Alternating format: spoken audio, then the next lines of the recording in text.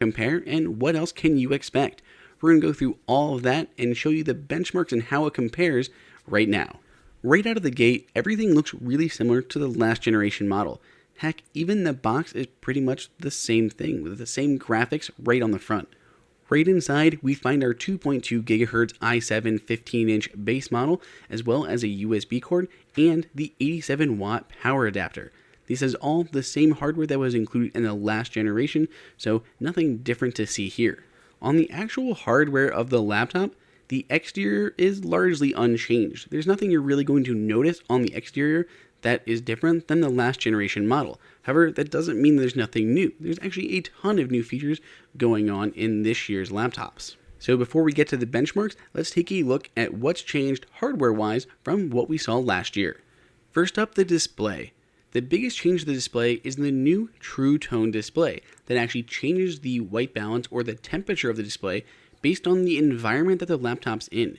It does so using two ambient light sensors that are on the top of the case, and it actually requires that the case is open to be used, even though it can work with some external monitors. We've seen this tech before on iPhones and iPads, and now it has finally made the jump to the Mac for the first time. We'll give you a little idea of what that looks like in just a minute. We also have the brand new 3rd generation Butterfly keyboard. There's a few changes between this model and the last one. Apple says this new keyboard is meant to be quieter, and that was a common complaint. While it very may well have been a big complaint, it's not the biggest change in this keyboard. Uncovered after we did our 13-inch hands-on, there's actually a silicone membrane inside of the keycaps that prevents debris from lodging themselves inside. We'll be testing that out real quick to see how it makes a difference in actual typing. Otherwise, a lot of the specs are the same. We still have Touch Bar with Touch ID. We do have an upgraded T2 chip inside, which actually enables additional functionality like Hey Siri. Again, another first for the Mac. We now have Bluetooth 5.0. We've made the jump from LPDDR3 to the new DDR4, which is a little bit more power intensive, which is why there's a new, slightly larger battery. That larger battery shouldn't really yield any additional usage time, but it'll help compensate for that additional power consumption. So again, we've got the i7 2.2 6-core Intel processor. This is a pretty beastly processor, and it's got a huge spec jump over the last generation models.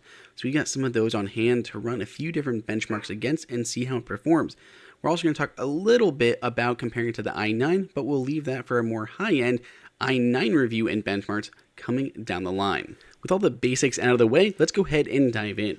When you open this laptop for the first time, Apple walks you through a couple of those new features because they are kind of a big deal. First up is going to be Siri. It walks you through the basic Siri functionality, enabling or disabling it, but then it walks you through the keyword activated Siri, which I won't say, so all of your devices don't go off again. But they walk you through a few different phrases and kind of a refresher on what Siri can actually do on the Mac, including opening specific folders, checking your downloads folder, or even just checking the weather. Using the keyword activated Siri is going to be a lot handier than just having to invoke it with a keystroke. It'll be even more useful in the future with macOS Mojave that'll actually get HomeKit support, so you can control your smartphone from your Mac without having to actually touch anything. We also have that True Tone display. Here you can see a little bit, it's a little bit hard to see on camera, but it's shifting between a little bit of a warmer color and then more of a bluer color if you have it on or off, just based on the lighting in the room. Moving on to the new keyboard, let's compare it with the old MacBook on the left to the new one on the right.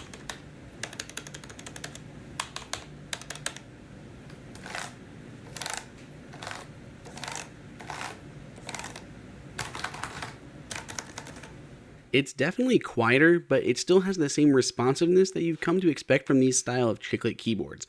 I really appreciate the quietness, though I'm not sure if that's really the main purpose other than preventing all that debris from getting inside. Now let's move on to getting some benchmarks. We ran a variety of tests on our 15-inch MacBook Pro with this 2.2 6-core i7 processor. We ran the latest Geekbench 4 testing, then we moved on to the Cinebench R15, which will really push our machines to the limits. We also took this time to look a little bit at the thermal throttling and how this machine compared to the more powerful i9 processor. We're definitely going to address it more head on in our i9 review, but for right now, we were pretty impressed with the performance of this i7 model. When it was clocked down during thermal throttling, something that every CPU has to do, it was actually able to achieve very similar numbers to the clocked down i9, a very encouraging sign for this model here. After running many back-to-back tests, getting those fans running and the processors hot, we're still able to receive a 916 on our CPU score. That's really impressive for this i7 model. To finish out our bevy of tests, we turned to the age-old Blackmagic disk speed test. We ran this, and again, there isn't too big of a difference here between what we're seeing on this year's model and what we saw on last year's model. Let's go ahead and summarize all the different benchmarks that we've gotten so far. For this comparison, we're going to compare this 2.2 6-core i7 processor to the 2016 MacBook Pro, which had a 2.7 quad-core i7 processor. In the Geekbench 4 single-core test, we had a 4300 on this 16, and then a 4884 on the 2018, which is a pretty solid gain. On the multi-core, we saw 14755 and a huge jump on the multi to 22179 on the 2018. On the Cinebench R15, our OpenGL test earned around 8011 on the 2016 and around 92 on the 2018. Lastly, on the R15, the CPU test, we were getting around 677 on our 2016 model and our 2018 model. While it could go a little bit lower, once it leveled out, it stayed around 910 to 918. These are some pretty huge gains, not only over the 2016 model, but on the 2017 model as well. Among the other changes, we also saw improved speakers this year. They're not going to necessarily be louder, but they're definitely fuller than they have been in the past. We noticed some pretty significant increases in both the bass and the mids. Apple already had some of the best laptop speakers out there, and this year they've only gotten better. They could be using some of that new audio knowledge that they've been learning from making their own headphones as well as the HomePod. The MacBook Pro is as beastly as a machine as ever. It is packed with the latest tech in a really slim package, including Thunderbolt 3 and Bluetooth 5. It is a more than capable workhorse that's going to really fit a lot of different people. Any student who wants that larger display or is interested in gaming, as well as any professionals that are looking to edit photos, videos, and more. I'm really interested to know what you guys think. Do you like the new Pros? Which model is your favorite that you'd pick out? The 13-inch, the 15 with the i7, or are you looking for that i9?